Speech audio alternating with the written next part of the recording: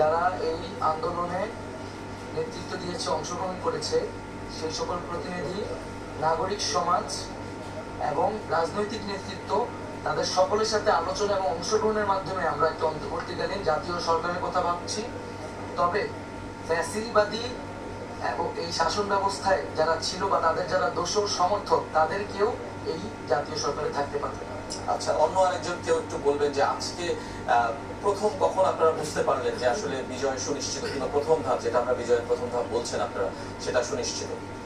আমরা যেদিন আমাদের এক দফা ঘোষণা দিয়েছিলাম, সেদিন থেকেই আমরা সুনিশ্চিত ছিলাম যে বিজয় সুনিশ্চিত হবে, এবং আমাদের যে আংশিক বিজয় হয়েছে সেটাকে আমরা পূর্ণাঙ্গ বিজয় হিসেবে প্রতিষ্ঠিত করবে, এই বিষয়ে আমরা এখনো নিশ্চিত আছি। এবং তার জন্য ছাত্র জনতা ঢাকায় থাকবে, রাজপথে থাকবে। যতদিন তারা তাদের অভিষ্ট লক্ষ্যে পৌঁছাতে না পারবে, ততদিন পর্যন্ত এই আন্দোলনও চলমান থাকবে।